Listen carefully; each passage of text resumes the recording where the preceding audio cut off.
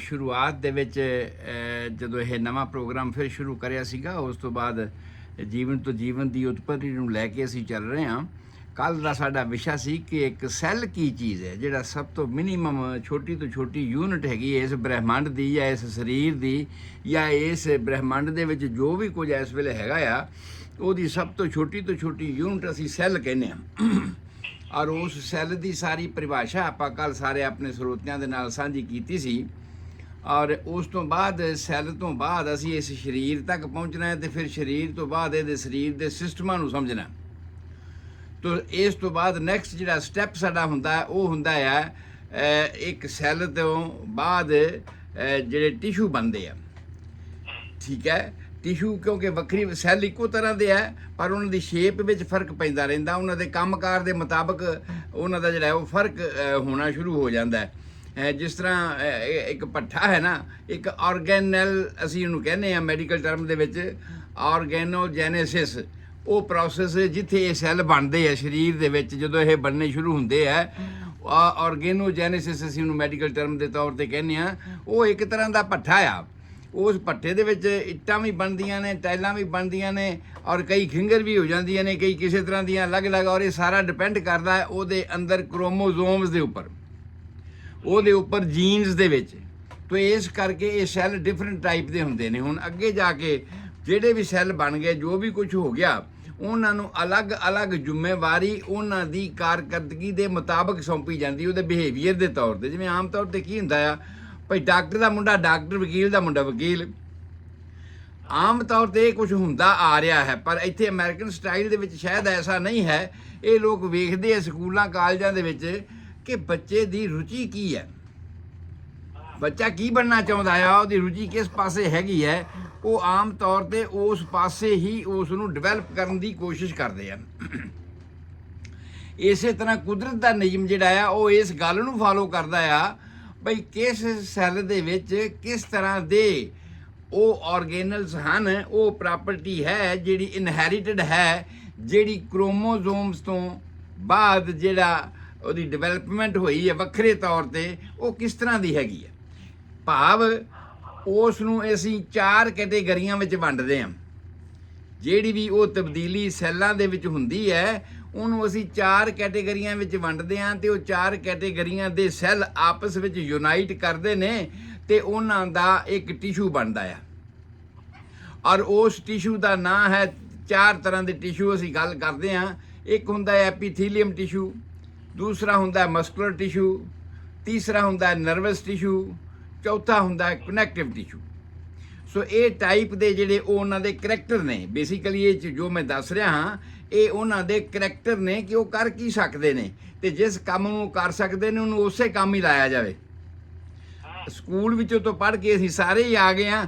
ਕੋਈ ਮਿਲਟਰੀ 'ਚ ਭਰਤੀ ਹੋ ਗਿਆ, ਕੋਈ ਪੁਲਿਸ 'ਚ ਭਰਤੀ ਹੋ ਗਿਆ, ਕੋਈ ਡਾਕਟਰ ਬਣ ਗਿਆ, ਕੋਈ ਇੰਜੀਨੀਅਰ ਬਣ ਗਿਆ। ਇਹ ਉਹਨਾਂ ਦੀ ਆਪਣੀ ਕਾਬਲੀਅਤ ਦੇ ਮੁਤਾਬਕ ਅੱਗੇ ਉਹਨਾਂ ਨੂੰ ਉੱਥੇ ਸੈੱਟ ਕੀਤਾ ਜਾਂਦਾ ਆ। ਜਿਸ ਤਰ੍ਹਾਂ ਐਪੀਥੀਲੀਅਲ ਸੈੱਲ ਜਿਹੜੇ ਹੁੰਦੇ ਨੇ, ਉਹਨਾਂ ਦਾ ਮਤਲਬ ਹੁੰਦਾ ਹੈ ਸਰੀਰ ਦੀ ਸਾਰੀ ਅੰਦਰ ਵਾਲੀ ਲਾਈਨਿੰਗਸ ਨੂੰ ਬਣਾਉਣਾ। ਤੁਸੀਂ ਮੂੰਹ ਵੇਖੋ ਨਾ, ਬੁੱਲ ਆਪਣਾ ਬਾਹਰ ਨੂੰ ਕੱਢੋ ਤੇ ਉਹਦੇ ਅੰਦਰ ਵਾਲੇ ਪਾਸੇ ਇੱਕ ਪਤਲਾ ਜਿਹਾ ਲੇਅਰ ਲੱਗਿਆ ਹੋਇਆ ਹੈ।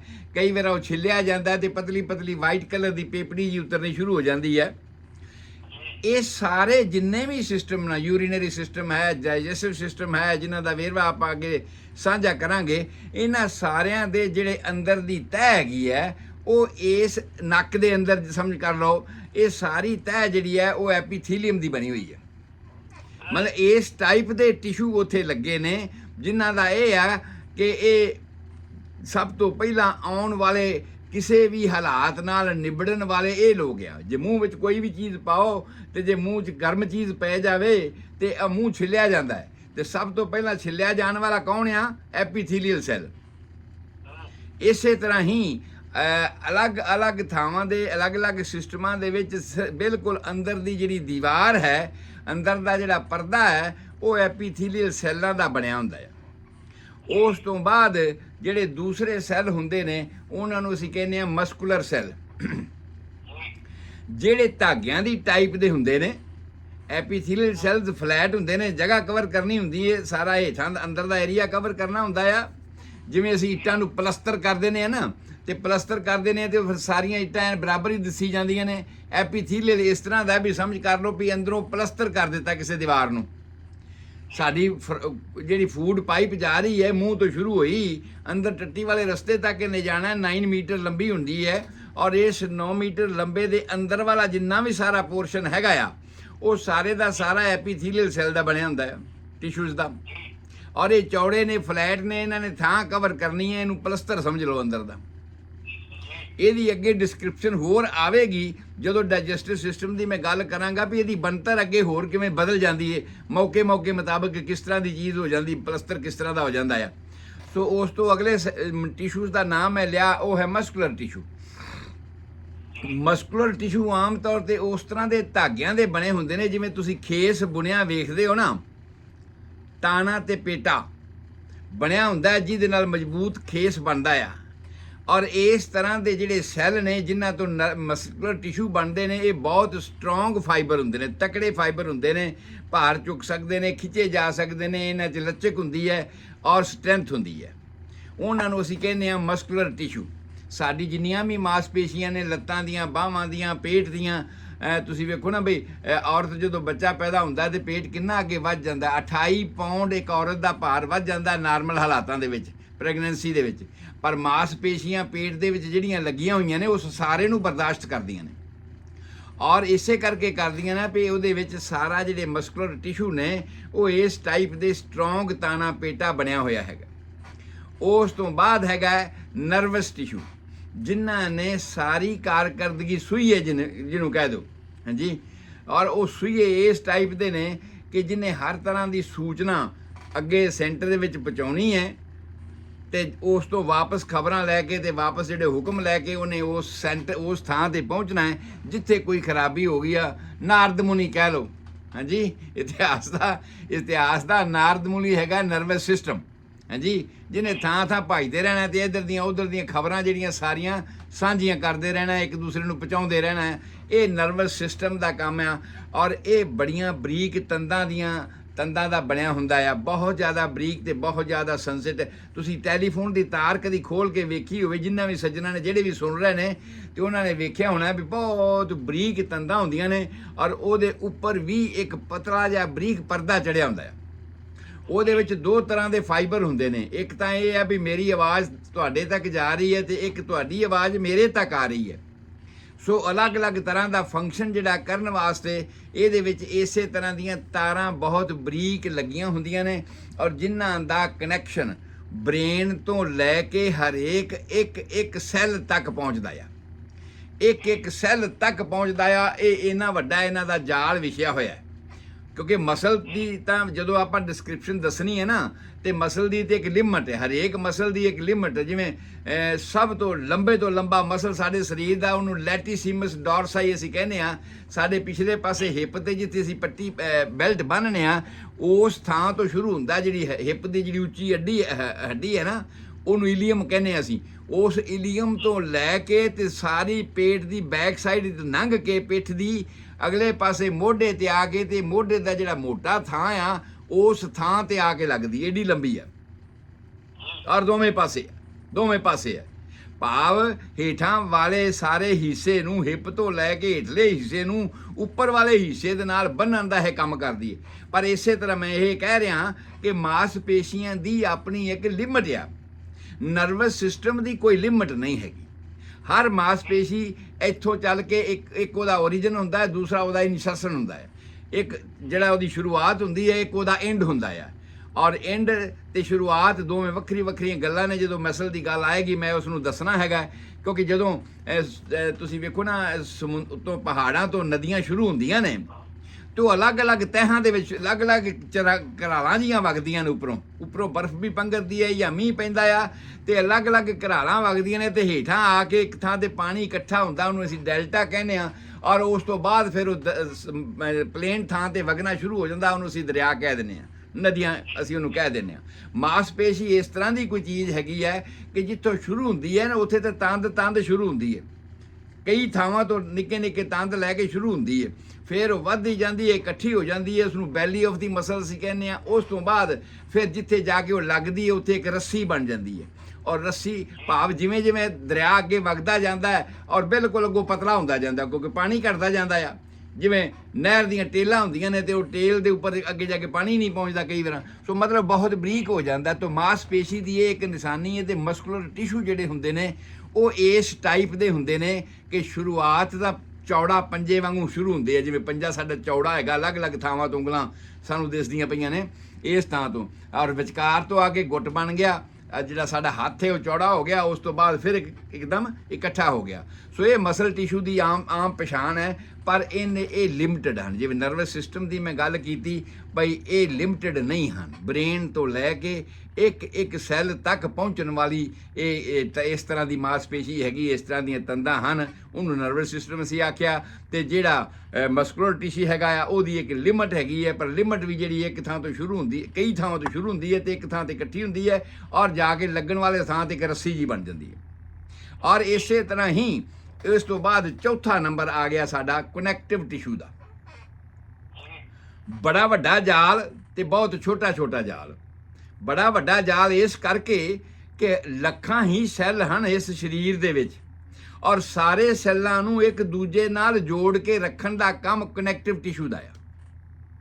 ਜਿੰਨੇ ਜੋੜ ਸਾਡੇ ਬਾਡੀ 'ਚ ਬਣਦੇ ਨੇ ਉਹਨਾਂ ਦਾ ਕੰਮ ਜਿਹੜਾ ਹੈ ਜੋੜਾਂ ਨੂੰ ਬਣਾਉਣਾ, ਕਨੈਕਟਿਵ ਟਿਸ਼ੂ ਦਾ ਕੰਮ। ਇਹ ਬੜੇ ਸਖਤ ਟਾਈਪ ਦੇ ਟਿਸ਼ੂ ਹੁੰਦੇ ਨੇ ਔਰ ਇਹਦੀਆਂ ਕਈ ਤਰ੍ਹਾਂ ਦੀਆਂ ਕਿਸਮਾਂ ਨੇ। ਆਮ ਤੌਰ ਤੇ ਲੰਬਾਈ 'ਚ ਘੱਟ ਹੁੰਦੇ ਨੇ, ਗੋਲਾਈ 'ਚ ਜ਼ਿਆਦਾ ਹੁੰਦੇ ਨੇ, ਔਰ ਇਹਨਾਂ ਨੂੰ ਅਸੀਂ ਕਨੈਕਟਿਵ ਟਿਸ਼ੂ ਕਹਿੰਦੇ ਆ, ਜਿਹੜੇ ਕਿ ਸਾਰੇ ਸਰੀਰ ਦੇ ਵਿੱਚ ਹੀ ਫੈਲੇ ਹੋਏ ਨੇ। ਸਾਰੇ ਸਰੀਰ ਦੇ ਵਿੱਚ ਹੀ ਇੱਕ ਸੈੱਲ ਨੂੰ ਇੱਕ ਦੂਜੇ ਦੇ ਨਾਲ ਜੋੜਨ ਦਾ ਕੰਮ ਕਰਦੇ ਨੇ। ਜੇ ਸੈੱਲਾਂ ਨੂੰ ਜੋੜਨ ਦਾ ਕੰਮ ਕਰਦੇ ਨੇ ਤੇ ਉਸ ਤੋਂ ਬਾਅਦ ਟਿਸ਼ੂ ਬਣ ਗਏ ਤੇ ਉਹਨਾਂ ਟਿਸ਼ੂਆਂ ਨੂੰ ਆਪਸ ਜੋੜਦੇ ਨੇ। ਫਿਰ ਜੇ ਟਿਸ਼ੂਆਂ ਤੋਂ ਬਾਅਦ ਆਰਗਨ ਬਣਿਆ ਤੇ ਆਰਗਨ ਜਿੰਨੇ ਵੀ ਨੇ ਉਹਨਾਂ ਨੂੰ ਆਪਣੇ ਨਾਲ ਜੋੜਦੇ ਨੇ। ਫਿਰ ਆਰਗਨ ਤੋਂ ਇੱਕ ਸਿਸਟਮ ਬਣਿਆ ਤੇ ਇੱਕ ਸਿਸਟਮ ਦੀ ਪੂਰੀ ਚੇਨ ਬਣਾਉਣੀ, ਔਰ ਉਹ ਸਾਰਾ ਕੰਮ ਜਿਹੜਾ ਆ ਕਨੈਕਟਿਵ ਟਿਸ਼ੂ ਦਾ ਹੁੰਦਾ ਹੈ ਜੀ। ਸੋ ਇਹ ਸਾਡੇ ਟਿਸ਼ੂ ਬਣ ਗਏ। ਹੁਣ ਟਿਸ਼ੂ ਤੋਂ ਬਾਅਦ ਜਿਹੜੇ ਅੰਗ ਬਣਨੇ ਸ਼ੁਰੂ ਹੁੰਦੇ ਆ, ਮੈਂ ਇਹਦੀ ਥੋੜ੍ਹੀ ਜਿਹੀ ਸ਼ੁਰੂਆਤ ਤੁਹਾਨੂੰ ਦੱਸ ਦਿਆਂ ਕਿ ਜਿਹੜੇ ਜਦੋਂ ਸਪਰਮ ਤੇ ਓਵਮ ਆਪਸ ਵਿੱਚ ਮਿਲੇ ਸਨ, ਉਸ ਵੇਲੇ ਇੱਕ ਚੀਜ਼ ਜਿਹੜੀ ਬਣੀ ਸੀ ਉਹਦਾ ਨਾਂ ਅਸੀਂ ਕਿਹਾ ਸੀਗਾ ਬਲਾਸਟੋਸਿਸਟ। ਔਰ ਉਸ ਬਲਾਸਟੋਸਿਸਟ ਦੇ ਅਸੀਂ ਦੱਸਿਆ ਸੀ ਵੀ 3 ਪਰਦੇ ਬਣ ਗਏ। ਜਿਵੇਂ 2 ਪਕਾਨੇ ਆਪਸ ਵਿੱਚ ਜੁੜਦੇ ਆ ਤੇ ਵੱਡਾ ਪਕਾਨਾ ਛੋਟੇ ਪਕਾਨੇ ਨੂੰ ਆਪਣੇ ਵਿੱਚ ਸਮੋ ਲੈਂਦਾ ਆ, ਤੇ ਉਸ ਸਮੋ ਲੈਣ ਦੇ ਕਰਕੇ ਇੱਕ ਤਾਂ ਇਸ ਛੋਟੇ ਪਕਾਨੇ ਦਾ ਅੰਦਰ ਵਾਲੀ ਤਹਿ ਜਿਹੜੀ ਵੱਡੇ ਪਕਾਨੇ ਦੀ ਤਹਿ ਨਾਲ ਜੁੜਦੀ ਹੈ ਉਹ ਬਿਲਕੁਲ ਅੰਦਰ ਹੋ ਗਈ। ਇੱਕ ਉਹ ਹੋ ਗਈ ਜਿਹੜੀ ਇਸ ਛੋਟੇ ਪਕਾਨੇ ਦੀ ਬਾਹਰਲੀ ਤਹਿ ਹੈ। ਇੱਕ ਜਿਹੜੀ ਉਹ ਤਹਿ ਹੋ ਗਈ ਜਿਹੜੀ ਵੱਡੇ ਪਕਾਨੇ ਨੇ ਉਸ ਨੂੰ ਉੱਪਰ ਵਾਲੇ ਘੇਰੇ ਦੇ ਵਿੱਚੋਂ ਸਾਰੇ ਨੂੰ ਆਪਣੇ ਕਬਜ਼ੇ 'ਚ ਕਰ ਲਿਆ। ਇਹ 3 ਪਰਦੇ ਬਣੇ ਸੀਗੇ। ਉਸ ਵੇਲੇ ਆਪਾਂ ਡਿਸਕ੍ਰਾਈਬ ਕੀਤਾ ਸੀਗਾ ਵੀ ਆਹ 3 ਪਰਦੇ ਨੇ, ਔਰ ਇਹਨਾਂ ਦਾ ਨਾਂ ਅਸੀਂ ਰੱਖਿਆ ਸੀ ਐਕਟੋਡਰਮ, ਮੇਜ਼ੋਡਰਮ, ਇੰਡੋਡਰਮ। ਇਹ ਉਹ ਚੀਜ਼ ਹਨ ਜਿਨ੍ਹਾਂ ਤੋਂ ਅੱਗੇ ਸਾਰੇ ਇਸ ਸਰੀਰ ਦੀ ਬਣਤਰ ਹੁੰਦੀ ਹੈ ਇਹ ਵੀ ਸੈੱਲ। ਪਹਿਲਾਂ ਸੈੱਲ ਬਣਿਆ ਓਵਮ ਤੇ ਸਪਰਮ ਆਪਸ 'ਚ ਜੁੜੇ, ਇੱਕ ਕੰਪਲੀਟ ਸੈੱਲ ਬਣਿਆ। ਕੰਪਲੀਟ ਸੈੱਲ ਤੋਂ ਬਾਅਦ ਇਹਨਾਂ ਦੀ ਸੈੱਲ ਡਿਵੀਜ਼ਨ ਹੋਣੀ ਸ਼ੁਰੂ ਹੋਈ, ਇਹ ਵਧਣੇ ਸ਼ੁਰੂ ਹੋਏ। ਇਹਨਾਂ ਦੇ ਜਿਹੜੇ ਸੀ ਉਹ ਟਿਸ਼ੂ ਬਣੇ, ਟਿਸ਼ੂਆਂ ਤੋਂ ਫਿਰ ਅੱਗੇ ਆਰਗਨ ਬਣਨੇ ਨੇ, ਔਰ ਇਹ ਆਰਗਨ ਬਣਨ ਦਾ ਪ੍ਰੋਸੈਸ ਸਿਰਫ 3 ਤੋਂ 5 ਵੀਕ ਦੇ ਵਿੱਚ ਸ਼ੁਰੂ ਹੋ ਜਾਂਦਾ ਆ। ਕਿਸੇ ਦਾ ਥੋੜਾ ਲੇਟ ਹੋ ਸਕਦਾ ਆ, ਪਰ 5 ਦਿਨਾਂ ਦੇ ਅੰਦਰ ਜਦੋਂ ਫਰਟੀਲਾਈਜੇਸ਼ਨ ਹੁੰਦੀ ਹੈ 5 ਦਿਨਾਂ ਦੇ ਅੰਦਰ ਇਹ ਕਿਰਿਆ ਜਿਹੜੀ ਹੈ ਉਹ ਸ਼ੁਰੂ ਹੋ ਜਾਂਦੀ ਹੈ। ਔਰ ਸਭ ਤੋਂ ਪਹਿਲਾਂ ਉਹ ਆਪਣੇ ਇੱਕ ਗੁਰਬਾਣੀ ਦਾ ਰੈਫਰੈਂਸਸ ਹੈ ਨਾ ਕਿ ਸੈਲ ਪੱਥਰ ਮੈਂ ਜੰਤ ਉਪਾਏ ਤਾਕਾ ਰਿਜ਼ਕ ਆਗੇ ਕਰ ਧਰਿਆ। ਅਸੀਂ ਰੋਜ਼ਾਨਾ ਪੜ੍ਹਦੇ ਹਾਂ, ਅਸੀਂ ਰੋਜ਼ਾਨਾ ਇਸ ਗੱਲ ਨੂੰ ਪੜ੍ਹਦੇ ਹਾਂ। ਪਤਾ ਨਹੀਂ ਬਾਬੇ ਸਾਡੇ ਅੰਗਰੇਜ਼ੀ ਪੜ੍ਹ ਗਏ ਜਾਂ ਲਫ਼ਜ਼ ਜਿਹੜੀਆਂ ਦੂਜੀਆਂ ਬੋਲੀਆਂ ਦੇ ਅਸੀਂ ਆਪਣੇ ਆਪ ਵਿੱਚ ਅਡਾਪਟ ਕਰ ਲਏ। ਸਾਡੇ ਲਫ਼ਜ਼ ਵੀ ਕਈਆਂ ਹੋਰ ਬੋਲੀਆਂ ਨੇ ਅਡਾਪਟ ਕਰ ਲਏ। ਜੋ ਪਹਿਲਾਂ ਸੀਗਾ ਉਹਦਾ ਲਫ਼ਜ਼ ਜਿਹੜੇ ਨੇ ਅਗਲੀ ਬਣਨ ਵਾਲੀਆਂ ਬੋਲੀਆਂ ਜਿਹੜੀਆਂ ਨੇ ਉਹ ਆਪਸ ਵਿੱਚ ਜਜ਼ਬ ਕਰ ਲੈਂਦੀਆਂ ਨੇ। ਸੈਲ ਦਾ ਮਤਲਬ ਹੁੰਦਾ ਸੋਇਲ, ਜਿਵੇਂ ਅੰਗਰੇਜ਼ੀ 'ਚ ਸੋਇਲ ਹੁੰਦਾ ਆ। ਜੀਵ ਦੀ ਪੈਦਾਇਸ਼ ਜਿਹੜੀ ਹੈ ਉਹ ਜਾਂ ਸੋਇਲ ਤੋਂ ਹੈ ਜਾਂ ਪੱਥਰਾਂ ਦੇ ਵਿੱਚ ਹੈਗੀ ਹੈ। ਔਰ ਇਹਨਾਂ ਸਾਰਿਆਂ ਦੇ ਵਿੱਚ ਮੇਨ ਜੁਜ਼ ਕੀ ਆ? ਪਾਣੀ, ਜਿਹੜਾ ਕਿ ਅਸੀਂ ਕੱਲ੍ਹ ਗੱਲ ਕਰ ਚੁੱਕੇ ਹਾਂ। ਸੋ ਇਸ ਚੀਜ਼ ਦੀ ਜਿਹੜੀ ਬਣਤਰ ਹੈ, ਉਹਨਾਂ ਦਾ ਭੋਜਨ ਅਕਾਲ ਪੁਰਖ ਨੇ ਪਹਿਲਾਂ ਹੀ ਬਣਾ ਕੇ ਭੇਜਿਆ। ਕਿਵੇਂ ਕਿ ਜਦੋਂ ਉਹਨੇ ਸਰੀਰ ਦੀ ਬਣਤਰ ਕਰਨੀ ਸ਼ੁਰੂ ਕੀਤੀ ਤੇ 3 ਤੋਂ 5 ਵੀਕ ਦੇ ਵਿੱਚ ਸਭ ਤੋਂ ਪਹਿਲਾਂ ਹਾਰਟ ਦੀ ਫਾਰਮੇਸ਼ਨ ਕੀਤੀ, ਦਿਲ ਦੀ ਫਾਰਮੇਸ਼ਨ ਕੀਤੀ, ਜਿਹਦੇ ਕਰਕੇ ਸਾਰੇ ਸਰੀਰ ਨੂੰ ਖੁਰਾਕ ਪਹੁੰਚਣੀ। ਅਸੀਂ ਕੋਈ ਘਰ ਵੀ ਬਣਾਉਣਾ ਹੋਵੇ ਨਾ, ਤੇ ਘਰ ਬਣਾਉਣਾ ਹੋਵੇ ਤੇ ਸਭ ਤੋਂ ਪਹਿਲਾਂ ਅਸੀਂ ਵਿਉਂਤਬੰਦੀ ਕਰਦੇ ਹਾਂ ਵੀ ਬੰਦਿਆਂ ਨੇ ਉੱਥੇ ਜਾਣਾ ਹੈ, ਨੀਂਹ ਪੁੱਟਣੀ ਹੈ, ਔਰ ਉਸ ਤੋਂ ਬਾਅਦ ਦੀਵਾਰਾਂ ਕਰਨੀਆਂ ਨੇ। ਦੀਵਾਰਾਂ ਕਰਨ ਤੋਂ ਬਾਅਦ ਫਿਰ ਅੰਦਰ ਦਾ ਜਿਹੜਾ ਨਕਸ਼ਾ ਕ੍ਰੀਏਟ ਕਰਨਾ ਹੈ। ਪਰ ਜਿਹੜਿਆਂ ਬੰਦਿਆਂ ਨੇ ਨੀਂਹ ਪੁੱਟਣ ਵੀ ਜਾਣੀ ਹੈ, ਖੁਰਾਕ ਤਾਂ ਉਹਨੂੰ ਵੀ ਲੋੜ ਹੈ ਨਾ। ਔਰ ਇਸ ਗੱਲ ਨੂੰ ਮੱਦੇ ਨਜ਼ਰ ਰੱਖਦੇ ਹੋਇਆਂ ਠੀਕ ਇਸੇ ਤਰ੍ਹਾਂ ਹੀ ਵਾਹਿਗੁਰੂ ਅਕਾਲ ਪੁਰਖ ਨੇਚਰ ਇਸ ਸਰੀਰ ਦੀ ਬਣਤਰ ਕਰਨ ਲੱਗੀ ਹੈ, ਤੇ ਇਸ ਸਰੀਰ ਦੀ ਬਣਤਰ ਕਰਦਿਆਂ ਹੋਇਆਂ ਉਹਨੇ ਆਖਿਆ ਵੀ ਸਭ ਤੋਂ ਪਹਿਲਾਂ ਜਿਹੜਾ ਵੀ ਇੱਥੇ ਕੰਮ ਕਰਨ ਆਵੇ ਉਹਨੂੰ ਖੁਰਾਕ ਤੇ ਮਿਲੇ ਨਾ। ਔਰ ਉਹ ਖੁਰਾਕ ਪਹੁੰਚਾਉਣ ਵਾਲਾ ਕੰਮ ਅਸੀਂ ਸਮਝਦੇ ਹਾਂ ਸਾਡੇ ਦਿਲ ਦਾ ਹੁੰਦਾ ਆ। ਔਰ ਉਹ ਦਿਲ ਜਿਹੜਾ ਆ ਸਭ ਤੋਂ ਪਹਿਲਾਂ ਬਣਨਾ ਸ਼ੁਰੂ ਹੋ ਜਾਂਦਾ ਆ। ਉਸ ਤੋਂ ਬਾਅਦ ਜੋ ਸਭ ਤੋਂ ਪਹਿਲਾਂ ਵੀ ਭਾਈ ਅਸੀਂ ਬਾਉਂਡਰੀ ਕਰਨੀ ਹੈ, ਤੁਸੀਂ ਨੀਂਹ ਪੁੱਟਣੀ ਹੈ ਤੇ ਬਾਉਂਡਰੀ ਬਣਾਉਣੀ ਹੈ ਇੱਕ ਘਰ ਦੀ। ਔਰ ਉਸ ਬਾਉਂਡਰੀ ਦੇ ਹਿਸਾਬ ਤੇ ਸਭ ਤੋਂ ਪਹਿਲਾਂ ਆ ਸਾਡਾ ਹੱਡੀਆਂ ਦਾ ਜਿਹੜਾ ਢਾਂਚਾ ਆ, ਇਹ ਬਣਨ ਦੀ ਕਿਰਿਆ ਸ਼ੁਰੂ ਹੁੰਦੀ ਹੈ। ਹਾਰਟ ਦਾ ਬਿੰਦੂ ਨਿਸ਼ਚਿਤ ਹੋ ਗਿਆ ਤੇ ਹਾਰਟ ਦੀ ਡਿਵੈਲਪਮੈਂਟ ਸ਼ੁਰੂ ਹੋ ਗਈ। ਉਸ ਤੋਂ ਬਾਅਦ ਸੈਕੰਡ ਡਿਵੈਲਪਮੈਂਟ ਜਿਹੜੀ ਹੁੰਦੀ ਹੈ, ਉਹ ਸਾਡਾ ਇਹ ਬੋਨੀ ਸਟਰਕਚਰ ਬਣਨ ਦੀ ਸ਼ੁਰੂਆਤ ਹੁੰਦੀ ਹੈ। ਪਰ ਇਸ ਬੋਨੀ ਸਟਰਕਚਰ ਜਾਂ ਬਾਹਰਲੀ ਬਾਉਂਡਰੀ ਦੇ ਵਿੱਚ ਸਾਡਾ ਬ੍ਰੇਨ ਵੀ ਆ ਜਾਂਦਾ।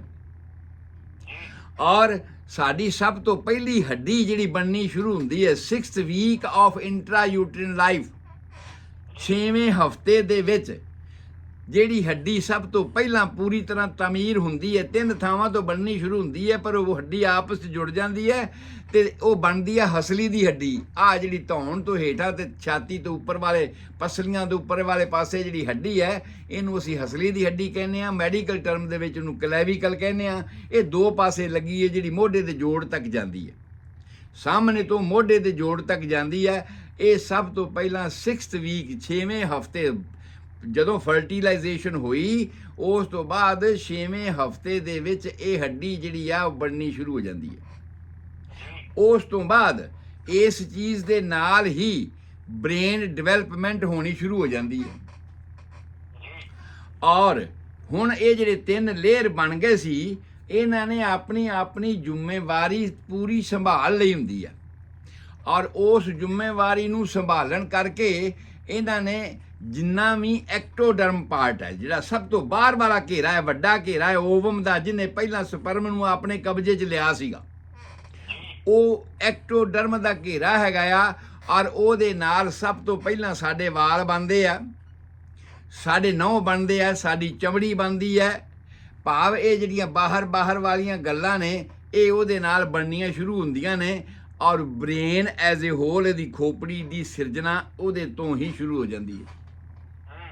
ਉਸ ਤੋਂ ਬਾਅਦ ਸਾਡਾ ਆ ਜਾਂਦਾ ਆ ਮੈਜ਼ੋਡਰਮ, ਵਿਚਕਾਰ ਵਾਲਾ ਹਿੱਸਾ, ਜਿਹੜੇ ਜਿੱਥੇ ਦੋਵੇਂ ਪਰਦੇ ਆਪਸ 'ਚ ਜੁੜ ਗਏ ਸੀਗੇ। ਔਰ ਉਹ ਜਿਹੜੇ ਦੋਵੇਂ ਜੁੜ ਗਏ ਸੀ, ਤਕਰੀਬਨ ਸਾਰੇ ਅੰਗ ਅੰਦਰ ਵਾਲੇ, ਲਿਵਰ ਹੈ, ਕਿਡਨੀ ਹੈ, ਜਾਂ ਇਸ ਤੋਂ ਇਲਾਵਾ ਸਾਡੀਆਂ ਹੱਡੀਆਂ ਹਨ, ਬਾਕੀ ਬਣਨ ਵਾਲੀਆਂ ਬਲੱਡ ਦੇ ਸੈੱਲ, ਖਾਸ ਤੌਰ ਤੇ ਬਲੱਡ ਦਾ, ਤੁਸੀਂ ਹਾਰਟ ਦੀ ਤਾਂ ਗੱਲ ਅਸੀਂ ਕਰ ਲਈ, ਬਲੱਡ ਦੇ ਸੈੱਲ, ਕਿਉਂਕਿ ਹੱਡੀਆਂ ਬਣਦੀਆਂ ਨੇ। ਔਰ ਜਿਹੜੀਆਂ ਸਾਡੀਆਂ ਹੱਡੀਆਂ ਹਨ ਸਰ ਦਰਸ਼ਨ ਸਿੰਘ ਜੀ, ਇਹ ਇੱਕ ਤਰ੍ਹਾਂ ਦੀ ਬਹੁਤ ਵੱਡੀ ਫੈਕਟਰੀ ਆ, ਬਹੁਤ ਵੱਡੀ ਫੈਕਟਰੀ ਆ, ਜਿਹਦੇ ਅੰਦਰ ਜਿਹੜਾ ਮਿੱਖ ਜਿਹਨੂੰ ਅਸੀਂ ਕਹਿੰਦੇ ਹਾਂ, ਹੱਡੀਆਂ ਦੇ ਅੰਦਰ ਜਿਹੜੀ ਗੋਲਾਈ ਬਣੀ ਹੋਈ ਹੈ, ਇਹ ਸਾਰੀ ਗੋਲਾਈ ਦੇ ਵਿੱਚ ਬਲੱਡ ਸੈੱਲ ਬਣਦੇ ਆ।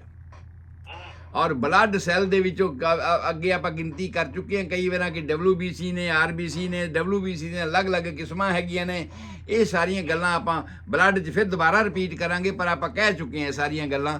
ਇਹ ਸਾਰੇ ਦਾ ਸਾਰਾ ਸਿਸਟਮ ਜਿਹੜਾ ਆ, ਇਹ ਉਸ ਵੇਲੇ ਇਹਨਾਂ ਹੱਡੀਆਂ ਵਿੱਚ ਬਣਨਾ ਸ਼ੁਰੂ ਹੋ ਜਾਂਦਾ ਹੈ, ਤਾਂ ਕਿ ਹਾਰਟ ਜਦੋਂ ਬਣ ਜਾਵੇ ਤੇ ਇਹ ਆਪਣੀ ਪੂਰੀ ਜਿਹੜੀ ਹੈ ਕਾਰਵਾਈ ਕਰ ਲਵੇ।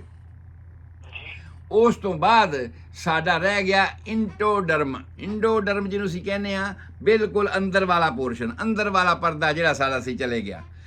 ਉਹਦੇ ਉੱਪਰ ਜਿੰਨੀਆਂ ਵੀ ਅੰਦਰ ਦੀਆਂ ਲੇਅਰਸ ਨੇ, ਜਿਹੜਾ ਕਿ ਐਪੀਥੀਲੀਅਲ ਸੈੱਲ ਦੇ ਨਾਲ ਬਣਦੀਆਂ ਨੇ, ਜਿੰਨੀਆਂ ਵੀ ਅੰਦਰ ਦੀਆਂ ਲੇਅਰਸ ਹਨ, ਉਹ ਸਾਰੀਆਂ ਇਹਦੇ ਨਾਲ ਫਾਰਮੇਸ਼ਨ ਹੁੰਦੀ ਹੈ। ਪਰ ਕੁਝ ਇੱਕ ਆਰਗਨ, ਇਹਦੇ ਨਾਲ ਸੰਬੰਧਿਤ ਹਨ, ਜਿਵੇਂ ਲਿਵਰ ਹੈ ਸਾਡਾ, ਜਿਵੇਂ ਕਿਡਨੀ ਹੈ ਸਾਡੀ, ਔਰ ਕਿਡਨੀ ਦੇ ਨਾਲ ਲੱਗਿਆ ਯੂਰੀਨਰੀ ਬਲੈਡਰ ਹੈ ਸਾਡਾ, ਪੈਂਕਰੀਆਜ਼ ਹੈ। ਇਹ ਸਾਰੀਆਂ ਚੀਜ਼ਾਂ, ਕਿਉਂਕਿ ਇਹਨਾਂ ਸਾਰੀਆਂ ਚੀਜ਼ਾਂ 'ਚ ਯੋਗਦਾਨ ਇਹਦਾ ਹੈ। ਇਹ ਸਾਰੀਆਂ ਚੀਜ਼ਾਂ ਦੇ ਅੰਦਰ ਦਾ ਜਿਹੜਾ ਲਿਊਮਨ ਹੈ, ਅੰਦਰ ਦੀ ਜਿਹੜੀ ਚੀਜ਼ ਹੈਗੀ ਹੈ ਦੀਵਾਰ, ਉਹ ਸਾਰੀ ਦੀ ਸਾਰੀ ਇਹਦੇ ਕਰਕੇ ਹੀ ਬਣਦੀ ਹੈ। ਇਸ ਕਰਕੇ ਇਹ ਜਿਹੜਾ ਇੰਟੋਡਰਮ ਹੈ, ਇਹ ਆਮ ਤੌਰ 'ਤੇ ਅੰਦਰ ਵਾਲੇ ਪਾਸੇ ਦਾ ਸਾਰਾ ਕੰਮ ਸੰਭਾਲਦਾ ਆ। ਬਿਲਕੁਲ ਬਿਲਕੁਲ ਅੰਦਰੂਨ ਵਾਲਾ ਕੰਮ, ਅੰਦਰੂਨ ਦੇ ਜਿਹੜੇ ਅੰਗ ਨੇ ਉਹਨਾਂ ਦਾ ਸੰਭਾਲਾ ਇਹ ਕਰਦਾ ਹੈਗਾ। ਤਾਂ ਇਸ ਹਿਸਾਬ 'ਤੇ ਇਸ ਸਰੀਰ ਦਾ ਜਿਹੜਾ ਚੱਲਣ ਹੈ ਉਹ ਫਿਰ ਅੱਗੇ ਚੱਲਣਾ ਸ਼ੁਰੂ ਹੋ ਜਾਂਦਾ ਆ ਕਿ ਭਾਈ ਇਹ 13 ਹਫ਼ਤੇ ਤੱਕ 13 37 91 ਭਾਵ ਆ ਕਿ 90 ਦਿਨਾਂ ਤੱਕ ਸਰੀਰ ਦਾ ਢਾਂਚਾ ਸੈੱਲ ਤੋਂ ਲੈ ਕੇ, ਜਾਂ ਇੰਝ ਕਹਿ ਲਓ ਕਿ ਬਲਾਸਟੋਸਿਸਟ ਤੋਂ ਲੈ ਕੇ ਇਹ 3 ਲੇਅਰ ਬਣਨ ਤੱਕ, ਤੇ ਉਸ ਤੋਂ ਬਾਅਦ ਟਿਸ਼ੂਆਂ ਦੇ ਸੈੱਲਾਂ ਦੇ ਟਿਸ਼ੂ ਬਣਨ ਤੱਕ, ਤੇ ਟਿਸ਼ੂਆਂ ਦੇ ਆਰਗਨ ਬਣਨ ਤੱਕ 13 ਹਫ਼ਤੇ ਦੇ ਵਿੱਚ ਇਹ ਸਾਰੇ ਦਾ ਸਾਰਾ ਢਾਂਚਾ ਜਿਹੜਾ ਆ ਉਹ ਬਣ ਚੁੱਕਿਆ ਹੁੰਦਾ ਹੈ। ਪਰ ਬਣ ਚੁੱਕਿਆ ਮੈਂ ਕਹਿ ਰਿਹਾ, ਕੰਪਲੀਟ ਨਹੀਂ ਕਹਿ ਰਿਹਾ। ਕੰਪਲੀਟ ਇਸ ਕਰਕੇ ਨਹੀਂ ਕਹਿ ਰਿਹਾ ਕਿ ਬਹੁਤ ਸਾਰੀਆਂ ਐਸੀਆਂ ਚੀਜ਼ਾਂ ਹਨ ਜਿਹੜੀਆਂ ਆਪਾਂ ਅੱਗੇ ਗੱਲ ਵੀ ਕੀਤੀ ਹੈਗੀ, ਜਦੋਂ ਬੱਚਾ ਮਾਂ ਦੇ ਪੇਟ ਵਿੱਚ ਸੀ, ਕਿ ਹਾਰਟ ਦੇ ਵਿੱਚ ਬਹੁਤ ਸਾਰੀਆਂ ਤਬਦੀਲੀਆਂ ਹੁੰਦੀਆਂ ਨੇ ਜਿਹੜੀਆਂ ਜਦੋਂ ਬੱਚਾ ਜੰਮਦਾ ਹੈ ਉਦੋਂ ਬਾਅਦ ਕਲੀਅਰ ਹੁੰਦੇ। ਜਿਵੇਂ ਫੋਰਾਮੈਨੋਵਨ ਦੀ ਗੱਲ ਕੀਤੀ ਸੀ ਅਸੀਂ, ਸੋ ਫੋਰਾਮੈਨੋਵਲ ਜਿਹੜਾ ਉਹ ਬਾਅਦ ਵਿੱਚ ਬੰਦ ਹੋਣਾ ਸ਼ੁਰੂ ਹੁੰਦਾ ਹੈ, ਕਿਉਂਕਿ ਪਹਿਲਾਂ ਫੇਫੜੇ ਨਹੀਂ ਚੱਲੇ ਹੁੰਦੇ। ਇਸੇ ਤਰ੍ਹਾਂ ਹੀ ਫੇਫੜੇ ਬਣ ਕੇ ਤਿਆਰ ਹੋ ਚੁੱਕੇ ਨੇ 13 ਵੀਕ ਦੇ ਵਿੱਚ, ਪਰ ਫੇਫੜੇ ਉਨੀ ਤੇ ਕਾਰ ਆਮਦ ਨਹੀਂ ਹਨ ਜਿੰਨੀ ਦੇਰ ਤੱਕ ਇਹ ਬੱਚਾ ਬਾਹਰ ਆ ਕੇ ਚੀਕਦਾ ਨਹੀਂ। ਔਰ ਚੀਕਣ ਦੀ ਘਟਨਾ ਆਪਾਂ ਦੱਸ ਚੁੱਕੇ ਸਾਂ ਅੱਗੇ ਕਿ ਸਾਡੇ ਉੱਪਰ ਹਮੇਸ਼ਾ ਹੀ 480 mm of mercury the pressure ਰਹਿੰਦਾ ਆ। ਔਰ ਉਹ ਜਿਹੜਾ ਮਰਕਰੀ ਦਾ ਪ੍ਰੈਸ਼ਰ ਹੈ, ਪਹਿਲਾਂ ਤਾਂ ਮਾਂ ਦੇ ਪੇਟ ਵਿੱਚ ਬੱਚਾ ਹੁੰਦਾ ਹੈ, ਤੇ ਉਹ ਸਾਰੇ ਦਾ ਸਾਰਾ ਪ੍ਰੈਸ਼ਰ ਜਿਹੜਾ ਹੈ ਮਾਂ ਦੀ ਪੇਟ ਦੀ ਦੀਵਾਰ ਨੇ ਸੰਭਾਲਿਆ ਹੁੰਦਾ ਹੈ। ਬੱਚਾ ਉਹਦੇ ਵਿੱਚ ਫਰੀਲੀ ਮੂਵ ਕਰ ਰਿਹਾ, ਉਹ ਉੱਪਰ ਕੋਈ ਇਸ ਤਰ੍ਹਾਂ ਦੀ ਤੁਸੀਂ ਕਈ ਥਾਵਾਂ 'ਤੇ ਜਾਓ ਨਾ, ਤੇ ਕਿਸੇ ਆਫਿਸ ਵਿੱਚ ਜਾਓ, ਬਾਹਰ ਤੁਹਾਡਾ ਫੋਨ ਚੱਲਦਾ, ਤੇ ਜਦੋਂ ਉਸ ਏਰੀਆ ਵਿੱਚ ਜਾਂਦੇ ਹੋ ਤੇ ਫੋਨ ਹੀ ਨਹੀਂ ਚੱਲਦਾ, ਡਿਸਕਨੈਕਟ ਹੋ ਜਾਂਦਾ। ਇਸੇ ਤਰ੍ਹਾਂ ਹੀ ਮਾਂ ਦੇ ਪੇਟ ਦੇ ਵਿੱਚ ਬੱਚੇ ਦੇ ਉੱਪਰ ਇਹ ਜਿਹੜਾ ਬਾਹਰ ਇਨਵਾਇਰਨਮੈਂਟ ਦਾ ਪ੍ਰੈਸ਼ਰ ਹੈ ਇਹ ਨਹੀਂ ਪੈਂਦਾ।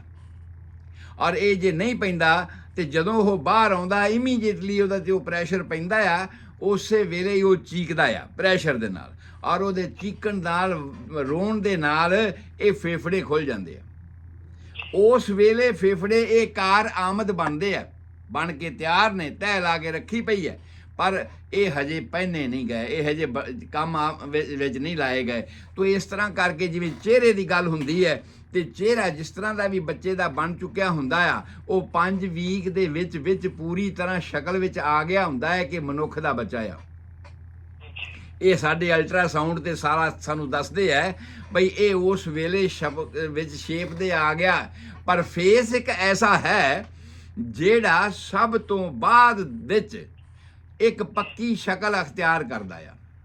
ਕਿਵੇਂ ਕਿ ਜਦੋਂ ਬੱਚਾ ਛੋਟਾ ਹੁੰਦਾ ਹੈ ਉਹਦਾ ਫੇਸ ਕੁਝ ਹੋਰ ਹੁੰਦਾ ਹੈ, ਜਦੋਂ ਉਹ ਬੱਚਾ ਵਧਣਾ ਸ਼ੁਰੂ ਹੁੰਦਾ, ਡਿਵੈਲਪਮੈਂਟ ਹੋਣੀ ਸ਼ੁਰੂ ਹੁੰਦੀ ਹੈ, ਦੰਦ ਆਉਂਦੇ ਨੇ, ਉਹਦਾ ਸ਼ੇਪ ਹੋਰ ਹੋਣੀ ਸ਼ੁਰੂ ਹੋ ਜਾਂਦੀ ਹੈ। ਔਰ ਜਦੋਂ ਤੱਕ ਉਹ ਅਡਲਟ ਹੁੰਦਾ ਹੈ, ਉਹਦੇ ਦਾੜੀ ਆਉਂਦੀ, ਮੁੱਛਾਂ ਆਉਂਦੀਆਂ, ਚਿਹਰੇ ਦਾ ਉਸ ਵੇਲੇ ਤਾਂ ਜਿਹੜਾ ਐਕਸਪ੍ਰੈਸ਼ਨ ਆ ਉਹ ਡਿਫਰੈਂਟ ਹੋ ਜਾਂਦਾ ਹੈ। ਭਾਵ ਇਹਦੀ ਜਿਹੜੀ ਪੂਰਤੀ ਹੈ, ਇਹਦੇ ਕੰਪਲੀਟ ਹੋਣ ਦਾ ਆ, ਉਹ ਅਪ ਟੂ 25 ਸਾਲ ਹੋ ਜਾਂਦਾ ਆ, 25 ਸਾਲਾਂ ਤੱਕ। ਔਰ ਉਸ ਤੋਂ ਬਾਅਦ ਜਦੋਂ ਝੁਰੜੀਆਂ ਪੈਣੀਆਂ ਸ਼ੁਰੂ ਹੁੰਦੇ ਆ, ਉਦੋਂ ਫਿਰ ਇੰਪ੍ਰੈਸ਼ਨ ਬਦਲ ਜਾਂਦਾ ਹੈ। ਸੋ ਇਸ ਕਰਕੇ ਇਹ ਜਿਹੜਾ ਸਾਰਾ ਸਿਸਟਮ ਹੈ ਸਾਡਾ, ਸੈੱਲਾਂ ਤੋਂ ਜਿਹੜਾ ਟਿਸ਼ੂ ਬਣਦਾ, ਟਿਸ਼ੂ ਤੋਂ ਬਾਅਦ ਸਿਸਟਮ ਬਣਦਾ, ਇਹ ਇਸ ਤਰ੍ਹਾਂ ਚੱਲਦਾ ਆ। ਪਰ ਇਹ ਮਾਂ ਦੇ ਪੇਟ ਵਿੱਚ ਇਹਦੀ ਸਾਰੀ ਸ਼ੁਰੂਆਤ ਹੋ ਚੁੱਕੀ ਹੁੰਦੀ ਹੈ। ਔਰ ਉਸ ਸ਼ੁਰੂਆਤ ਨੂੰ ਆਪਾਂ ਇੱਕ ਪੁਆਇੰਟ ਕਰਕੇ, ਇੱਕ ਦਿਨ ਦੀ ਗੱਲ ਕਰਕੇ ਸਾਰੀ ਸਰੋਤਿਆਂ ਦੇ ਨਾਲ ਸਾਂਝੀ ਕਰ ਚੁੱਕੇ ਹਾਂ। ਅੱਜ ਆਪਾਂ ਇਹ ਸਾਂਝਾ ਕਰ ਦਿੱਤਾ ਕਿ ਭਾਈ ਇਹ ਬਣਤਰ ਅੰਦਰੋਂ ਬਣਨੀ ਸ਼ੁਰੂ ਹੋ ਗਈ। ਕੁਝ ਇੱਕ ਗੱਲਾਂ 13 ਹਫ਼ਤੇ ਤੱਕ ਸਾਰੀਆਂ ਕੰਪਲੀਟ, ਸਾਡਾ ਨਕਸ਼ਾ ਤਿਆਰ ਹੋ ਜਾਂਦਾ ਆ। ਹੁਣ ਅਸੀਂ ਉਸ ਘਰ ਦੇ ਵਿੱਚ ਜਿਹਦੀ ਦੀਵਾਰ ਬਣਾਈ ਸੀ, ਜਿਹਦੀਆਂ ਨੀਹਾਂ ਪੁੱਟੀਆਂ ਸੀ, ਉਹਦੇ ਘਰ ਦੀਆਂ ਕੰਧਾਂ ਕਰ ਲਈਆਂ ਸੀ, ਹੁਣ ਅਸੀਂ ਅੰਦਰ ਰਸੋਈ ਦੀ ਟਿਪ ਟਾਪ ਕਰਨੀ, ਹੁਣ ਅਸੀਂ ਲਿਵਿੰਗ ਰੂਮ ਦੀ ਟਿਪ ਟਾਪ ਕਰਨੀ ਹੈ। ਉੱਥੇ ਕੀ ਹੈਗਾ ਆ, ਇੱਥੇ ਕੀ ਹੈਗਾ, ਰਸੋਈ 'ਚ ਕੀ ਰੱਖਣਾ ਹੈਗਾ। ਅੱਗੇ ਅਸੀਂ ਇਸ ਪ੍ਰੋਗਰਾਮ ਦੇ ਉੱਪਰ ਚੱਲਣਾ ਹੈ ਕਿ ਭਾਈ ਇਹਨਾਂ ਜਿਹੜੇ ਆਰਗਨ ਬਣ ਗਏ ਨੇ, ਇਹਨਾਂ ਆਰਗਨਸ ਨੇ ਅੱਗੇ ਕਰਨਾ ਕੀ ਹੈ, ਇਹਨਾਂ ਦਾ ਕੰਮ ਕੀ ਹੈਗਾ ਇਸ ਸਰੀਰ ਦੇ ਵਿੱਚ, ਔਰ ਜੇ ਕੰਮ ਕੋਈ ਕਰੇਗਾ ਤੇ ਉਹਦੇ 'ਚ ਖਰਾਬੀਆਂ ਵੀ ਹੋਣਗੀਆਂ, ਉਹਨੂੰ ਨੁਕਸ ਵੀ ਹੋਣਗੇ, ਤੇ ਜੇ ਉਸ ਦੇ ਨੁਕਸ ਹੋਣਗੇ ਤੇ ਫਿਰ ਉਹਨਾਂ ਨੂੰ ਅਸੀਂ ਬਿਮਾਰੀਆਂ ਕਹਿੰਦੇ ਆ। ਫਿਰ ਉਹਨਾਂ ਬਿਮਾਰੀਆਂ ਦਾ ਜਿਹੜਾ ਵੇਰਵਾ ਹੈ ਉਹ ਅਸੀਂ ਇੱਕ ਇੱਕ ਕਰਕੇ ਤੁਹਾਨੂੰ ਦੱਸਣਾ ਸ਼ੁਰੂ ਕਰਾਂਗੇ ਭਈ ਇਹ ਕਿਵੇਂ ਸਿਸਟਮ ਚੱਲ ਰਿਹਾ, ਕੁਦਰਤ ਨੇ ਇਸ ਨੂੰ ਕਿਵੇਂ ਬਣਾਇਆ ਹੋਇਆ ਹੈ। ਸੋ ਅੱਜ ਦਾ ਸਾਰਾ ਜਿਹੜਾ ਪ੍ਰੋਗਰਾਮ ਸੀ, ਮੈਂ ਇਸ ਨੂੰ ਬਹੁਤ ਲੰਬਾ ਨਾ ਕਰਾਂ ਕਿ ਇਹ ਸਾਰੀਆਂ ਚੀਜ਼ਾਂ ਜਿਹੜੀਆਂ ਨੇ ਸ਼ੁਰੂਆਤ ਤੋਂ ਬਲਾਸਟੋਸਿਸ ਤੋਂ ਲੈ ਕੇ ਅਸੀਂ ਚੱਲੇ। ਬਲਾਸਟੋਸਿਸ ਦੇ 3 ਲੇਅਰ ਬਣਾ ਦਿੱਤੇ, 3 ਲੇਅਰਾਂ ਦੀ ਅੱਗੇ ਜ਼ਿੰਮੇਵਾਰੀ ਨਿਰਧਾਰਿਤ ਹੋ ਗਈ ਕਿ ਉਹਨੇ ਕੀ ਬਣਾਉਣਾ ਹੈ, ਇਹਨੇ ਕੀ ਬਣਾਉਣਾ ਹੈ, ਇਹਦੇ ਨੇ ਕੀ ਬਣਨਾ ਹੈ, ਲੱਕੜ ਦਾ ਹੈ, ਸਰੀਏ ਦਾ ਹੈ, ਸੀਮੈਂਟ ਦਾ ਹੈ, ਜੋ ਵੀ ਕੁਛ ਅਸੀਂ ਦੱਸ ਦਿੱਤਾ ਵੀ ਕਿਹਨੇ ਕੀ ਕੰਮ ਕਰਨਾ ਹੈ। 4 ਤਰ੍ਹਾਂ ਦੇ ਅਸੀਂ ਜਿਹੜੀ ਉਹਨਾਂ ਦੇ ਟਿਸ਼ੂ ਦੱਸ ਦਿੱਤੇ ਨੇ, ਐਪੀਥੀਲੀਅਲ ਹੈਗੇ ਨੇ, ਮਸਕੂਲਰ ਟਿਸ਼ੂ ਹੈਗੇ ਨੇ, ਨਰਵਸ ਟਿਸ਼ੂ ਹੈਗੇ ਨੇ, ਕਨੈਕਟਿਵ ਟਿਸ਼ੂ ਹੈਗੇ ਨੇ। ਉਹਨਾਂ ਸਾਰਿਆਂ ਦਾ ਕੰਮ ਅਸੀਂ ਦੱਸ ਦਿੱਤਾ ਕਿ ਇਹਨਾਂ ਨੇ ਇਹ ਕੁਛ ਕਰਨਾ ਹੈ ਔਰ ਇਹ ਸਾਰੇ ਸਰੀਰ ਦੀ ਬਣਤਰ ਦੇ ਵਿੱਚ ਯੋਗਦਾਨ ਪਾਉਣਾ ਹੈ। ਇਹਨਾਂ ਦਾ ਯੋਗਦਾਨ ਜਿਹੜਾ ਆ ਉਹ 13 ਹਫ਼ਤੇ ਤੱਕ ਕੰਪਲੀਟ ਹੋ ਜਾਂਦਾ ਆ ਜੋ ਕੁਝ ਹੋਣਾ ਹੁੰਦਾ ਆ। ਪਰ ਸਰੀਰ ਦੇ ਵਿੱਚ ਕੁਝ ਇੱਕ ਐਸੇ ਚੱਲਣ ਹਨ ਜਿਹੜੇ ਉਸ ਤੋਂ ਬਾਅਦ ਕੰਪਲੀਟ ਹੁੰਦੇ ਨੇ, ਜਦੋਂ ਆਮ ਤੌਰ 'ਤੇ ਬੱਚਾ ਬਾਹਰ ਆ ਜਾਂਦਾ, ਇਸ ਇਨਵਾਇਰਨਮੈਂਟ ਦੇ ਵਿੱਚ ਆ ਜਾਂਦਾ ਹੈ। ਜਿਵੇਂ ਫੋਰਾਮਨ ਓਵਲ ਦਾ ਭਰਨਾ ਹੈ, ਤਾਂ ਜੇ ਫੇਫੜਿਆਂ ਦਾ ਖੁੱਲ੍ਹਣਾ ਹੈ, ਤਾਂ ਇਹ ਸਾਰੀਆਂ ਗੱਲਾਂ ਬਣ ਕੇ ਤਿਆਰ ਨੇ। ਪਰ ਸ਼ੁਰੂਆਤ ਇਹਨਾਂ ਦੀ ਉਦੋਂ ਹੋਣੀ ਹੈ ਜਦੋਂ ਇਹਨਾਂ ਨੇ ਸਰੀਰ ਦੇ ਵਿੱਚੋਂ ਬਾਹਰ ਆ ਜਾਣਾ ਹੈ। ਸੋ ਮੈਂ ਸਮਝਦਾ ਹਾਂ ਕਿ ਹੁਣ ਤੱਕ ਸਰੋਤਿਆਂ ਨੂੰ ਇਸ ਗੱਲ ਦਾ ਤਾਂ ਗਿਆਨ ਹੋ ਗਿਆ ਕਿ ਸਰੀਰ ਦੀ ਬੇਸਿਕ ਯੂਨਿਟ ਕੀ ਹੈ ਔਰ ਉਹ ਯੂਨਿਟ ਕਿਵੇਂ ਤਿਆਰ ਹੁੰਦੀ ਹੈ, ਉਸ ਯੂਨਿਟ ਨੇ ਕਿਵੇਂ ਇਸ ਸਰੀਰ ਦੀ ਬਣਤਰ ਨੂੰ ਬਣਨਾ ਹੈਗਾ। ਹੁਣ ਕੱਲ੍ਹ ਆਪਾਂ ਜੋ ਸ਼ੁਰੂ ਕਰਨਾ ਹੈ ਉਹ ਹੈ ਕਿ ਇਸ ਸਿਸਟਮ ਦੇ, ਇਸ ਸਰੀਰ ਦੇ ਵਿੱਚ 9 ਵੱਖ-ਵੱਖ ਸਿਸਟਮ ਹਨ ਔਰ 9 ਹੀ ਸਿਸਟਮਾਂ ਨੂੰ ਅਸੀਂ ਇੱਕ ਇੱਕ ਕਰਕੇ ਲੈਣਾ ਹੈ। ਫਾਰ ਐਗਜ਼ਾਮਪਲ ਅਸੀਂ ਡਾਈਜੈਸਟਿਵ ਸਿਸਟਮ ਦੀ ਗੱਲ ਕਰਦੇ ਹਾਂ, ਅਸੀਂ ਯੂਰੀਨਰੀ ਸਿਸਟਮ ਦੀ ਗੱਲ ਕਰਦੇ ਹਾਂ, ਅਸੀਂ ਜੈਨੀਟਲ ਸਿਸਟਮ ਦੀ ਗੱਲ ਕਰਦੇ ਹਾਂ, ਅਸੀਂ ਸੀਕ੍ਰੀਟਰੀ ਸਿਸਟਮ ਦੀ ਗੱਲ ਕਰਦੇ ਹਾਂ, ਅਸੀਂ ਐਕਸਕ੍ਰੀਟਰੀ ਸਿਸਟਮ ਦੀ ਗੱਲ ਕਰਦੇ ਹਾਂ, ਅਸੀਂ ਇੰਟੈਗੂਮੈਂਟੇਸ਼ਨ ਸਿਸਟਮ ਜਿਹਨੂੰ ਸਕਿਨ ਕਹਿੰਦੇ ਆ ਉਹਦੀ ਅਸੀਂ ਗੱਲ ਕਰਦੇ ਹਾਂ, ਅਸੀਂ ਸਰਕੂਲੇਟਰੀ ਸਿਸਟਮ ਦੀ ਗੱਲ ਕਰਦੇ ਹਾਂ। ਤੋਂ ਭਾਵ 9 ਦੇ 9 ਸਿਸਟਮ ਅਸੀਂ ਡਿਸਕਸ ਕਰਨੇ ਨੇ। ਇਹ ਹੁਣ ਆਪਣਾ ਕਈ ਮਹੀਨਿਆਂ ਤੱਕ ਇਸ ਪ੍ਰੋਗਰਾਮ ਨੇ ਚੱਲਣਾ ਆ ਤਾਂ ਕਿ ਅਸੀਂ ਹਰ ਸਿਸਟਮ ਨੂੰ ਲੈ ਕੇ ਉਹਦੀ ਬਣਤਰ ਤੇ ਉਹਦੀਆਂ ਬਿਮਾਰੀਆਂ ਔਰ ਉਹਨਾਂ ਦਾ ਹੱਲ ਕੀ ਹੋਣਾ ਚਾਹੀਦਾ ਆ, ਕਾਰਨ ਕੀ ਹੋ ਸਕਦੇ ਨੇ, ਇਹ ਬੜੀ ਡਿਟੇਲ ਦੇ ਵਿੱਚ ਇੱਕ ਇੱਕ ਚੀਜ਼ ਨੂੰ ਅਸੀਂ ਲੈ ਕੇ ਚੱਲਣਾ। ਤੇ ਕਿਸੇ ਵੀ ਮੇਰੇ ਵੀਰ ਦਾ ਸਵਾਲ ਇਸ ਸੰਬੰਧ ਦੇ ਵਿੱਚ ਹੋਵੇ ਤੇ ਉਹ ਇਸੇ ਸੰਬੰਧ ਵਿੱਚ ਸਵਾਲ ਕਰ ਸਕਦਾ ਆ, ਤੇ ਫਿਰ ਅਸੀਂ ਉਸ ਨੂੰ ਉਹਦੇ ਮੁਤਾਬਕ ਹੱਲ ਕਰਕੇ ਇਹਨਾਂ ਹੀ ਪ੍ਰੋਗਰਾਮਾਂ ਦੇ ਵਿੱਚ ਦੱਸਾਂਗੇ। ਔਰ ਕੋਸ਼ਿਸ਼ ਇਹ ਰਹੇਗੀ ਕਿ ਇਹ ਸਿਸਟੇਮੈਟਿਕ ਗੱਲ ਚੱਲੇ। ਸਵਾਲ ਦਾ ਹੱਲ, ਸਵਾਲ ਦਾ ਜਵਾਬ ਵੱਖਰੀ ਗੱਲ ਆ, ਪਰ ਇਹ ਸਿਸਟੇਮੈਟਿਕ ਚੱਲੇ ਤਾਂ ਕਿ ਸਾਨੂੰ ਪਤਾ ਹੋਵੇ ਵੀ ਅਸੀਂ ਤੁਰੇ ਕਿੱਥੋਂ ਸੀ, ਅਸੀਂ ਪਹੁੰਚ ਕਿੱਥੇ ਗਏ ਹਾਂ। ਠੀਕ ਹੈ। ਸੋ ਜੋ ਸਭ ਤੋਂ ਪਹਿਲਾ ਸਿਸਟਮ ਆਪਾਂ ਸਟਾਰਟ ਕਰਨਾ ਆ, ਪਹਿਲਾ ਖੁਰਾਕ ਦੀ ਸ਼ੁਰੂ ਗੱਲ ਹੁੰਦੀ ਹੈ ਵੀ ਭਾਈ ਇਹ ਸਰੀਰ ਤੇ ਬਣ ਗਿਆ, ਬਾਹਰ ਆ ਗਿਆ, ਹੁਣ ਪਹਿਲੀ ਇਹਦੀ ਲੋੜ ਕੀ ਹੈ? ਲੋੜ ਹੈ ਇਹਦੀ ਖੁਰਾਕ। ਖੁਰਾਕ ਕਿਹੜੇ ਸਿਸਟਮ ਨੇ ਲੈਣੀ ਹੈ? ਉਹਦਾ ਨਾਂ ਹੈ ਡਾਈਜੈਸਟਿਵ ਸਿਸਟਮ। ਤੇ ਉਸ ਡਾਈਜੈਸਟਿਵ ਸਿਸਟਮ ਦੀ ਕੱਲ੍ਹ ਬਰੀਫਿੰਗ ਮੈਂ ਕਰਨੀ ਹੈ ਇਸ ਪ੍ਰੋਗਰਾਮ ਦੇ ਵਿੱਚ। ਇਹਦੇ ਵਿੱਚ ਹੈ ਕੀ ਕਿੱਥੋਂ ਤੋਂ ਕਿੱਥੋਂ ਤੱਕ ਹੈਗਾ ਆ, ਇਹਦੇ ਵਿੱਚ ਕੀ ਪੈਂਦਾ ਹੈਗਾ ਤੇ ਕਿਵੇਂ ਇਹ ਕੰਮ ਕਰਦਾ ਹੈਗਾ, ਉਹ ਸਾਰੀਆਂ ਗੱਲਾਂ ਕੱਲ੍ਹ ਆਪਾਂ ਡਾਈਜੈਸਟਿਵ, ਕਿਉਂਕਿ ਬਹੁਤੇ ਸਾਰੇ ਲੋਕ ਸਾਰੇ ਰੋਗ ਹੀ ਪੇਟ ਤੋਂ ਸ਼ੁਰੂ ਹੁੰਦੇ ਨੇ, ਸਾਰੀਆਂ ਗੱਲਾਂ ਹੀ ਇਸ ਤੋਂ ਸ਼ੁਰੂ ਹੋ ਜਾਂਦੀਆਂ ਨੇ ਸਾਡੀਆਂ, ਕਿਉਂਕਿ ਅਸੀਂ ਖਾਣਾ ਹੈ ਤੇ ਮਲ ਤਿਆਗ ਕਰਨਾ ਹੈ। ਕੁਛ ਚੀਜ਼ ਜਿਹੜੀ ਹਜਮ ਹੋ ਜਾਣੀ ਹੈ ਉਹਨੇ ਇਸ ਸਰੀਰ ਨੂੰ ਅੱਗੇ ਚੱਲਦਾ ਰੱਖਣਾ ਹੈਗਾ। ਸੋ ਇਸ ਕਰਕੇ ਮੈਂ ਸਭ ਤੋਂ ਪਹਿਲਾਂ ਇਸ ਡਾਈਜੈਸਟਿਵ ਸਿਸਟਮ ਨੂੰ ਤੁਹਾਡੇ ਨਾਲ ਸਾਂਝਾ ਕਰ ਰਿਹਾ ਹਾਂ। ਉਹ ਅਸੀਂ ਕੱਲ੍ਹ ਦੇ ਪ੍ਰੋਗਰਾਮ ਦੇ ਵਿੱਚ ਤੁਹਾਡੇ ਨਾਲ ਸਾਂਝਾ ਕਰਾਂਗੇ। ਅੱਜ ਦਾ ਸਮਾਂ ਸਮਾਪਤ। ਮੈਂ ਗੁਰਦੀਪ ਸਿੰਘ ਸੰਧੂ, ਤੁਹਾਡਾ ਹੋਮਿਓਪੈਥਿਕ ਕੰਸਲਟੈਂਟ, ਤੁਹਾਡੀ ਸੇਵਾ 'ਚ ਹਾਜ਼ਰ ਹਾਂ। 7021 ਵਿਲੇਜ ਪਾਰਕ ਵੇ, ਡਬਲਿਨ, ਕੈਲੀਫੋਰਨੀਆ 94568। ਮੇਰਾ ਫ਼ੋਨ ਨੰਬਰ ਹੈ 4086871899 और ईमेल एड्रेस है homeomedicine HOMEOMEDICINE@yahoo.com। किसी भी वेले ईमेल करके या फोन करके तुसी ਕੋਈ ਸਵਾਲ ਪੁੱਛਣਾ ਚਾਹੁੰਦੇ ਹੋ ਜਾਂ ਸਿਹਤ ਸੰਬੰਧੀ ਤੁਹਾਡਾ ਕੋਈ ਸ਼ੰਕਾ ਹੈਗਾ ਉਹ ਨਿਵਰਤ ਕਰਨਾ ਚਾਹੁੰਦੇ ਹੋ ਤਾਂ ਤੁਸੀਂ ਕਾਲ ਕਰ ਸਕਦੇ ਹੋ। ਤੁਹਾਡਾ ਸਾਰਿਆਂ ਦਾ ਰੱਬ ਰਾਖਾ। ਕੱਲ੍ਹ ਨੂੰ ਫਿਰ ਮਿਲਾਂਗੇ ਇਸੇ ਟਾਈਮ ਦੇ ਵਿੱਚ, ਇਸੇ ਰੇਡੀਓ, ਇਸੇ ਸਟੇਸ਼ਨ ਦੇ ਉੱਪਰ, ਔਰ ਅੱਗੇ ਚੱਲਾਂਗੇ ਡਾਈਜੈਸਟਿਵ ਸਿਸਟਮ ਦੇ ਸੰਬੰਧ ਵਿੱਚ। ਤੁਹਾਡੇ ਕੋਈ ਸਵਾਲ ਹੋਣ ਤਾਂ ਤੁਸੀਂ ਦੱਸ ਸਕਦੇ ਹੋ, ਜਿਨ੍ਹਾਂ ਨੂੰ ਹੱਲ ਕਰਾਂਗੇ। ਦੋਸਤੋ ਮੈਂ ਫਿਰ ਬੇਨਤੀ ਕਰਾਂਗਾ ਕਿਸੇ ਨੂੰ ਵੀ ਕਿਸੇ ਤਰ੍ਹਾਂ ਦਾ ਵੀ ਮਸਲਾ ਹੈ ਜਾਂ ਤੁਸੀਂ ਅਮਰੀਕਾ 'ਚ ਰਹਿ ਰਹੇ ਹੋ, ਕਿਤੇ ਵੀ ਵਰਲਡ 'ਚ ਰਹਿ ਰਹੇ ਹੋ, ਡਾਕਟਰ ਸਾਹਿਬ ਨੂੰ ਫੋਨ ਕਰਕੇ ਆਪਣੇ ਇਲਾਜ ਬਾਰੇ ਵੀ ਜਾਣਕਾਰੀ ਲੈ ਸਕਦੇ ਹੋ। ਕੋਈ ਦਵਾਈ ਦੀ ਜ਼ਰੂਰਤ ਹੋਵੇ ਤਾਂ ਬਹੁਤ ਵਧੀਆ ਤਰੀਕੇ ਨਾਲ ਤੁਹਾਨੂੰ ਉਹ ਭੇਜ ਵੀ ਸਕਦੇ ਹਾਂ। ਬਹੁਤ ਮਿਹਰਬਾਨੀ ਡਾਕਟਰ ਸਾਹਿਬ, ਬਹੁਤ ਸ਼ੁਕਰੀਆ। ਬਹੁਤ ਸ਼ੁਕਰੀਆ ਸਰ ਦਰਸ਼ਨ ਸਿੰਘ ਜੀ, ਬਹੁਤ ਮਿਹਰਬਾਨੀ।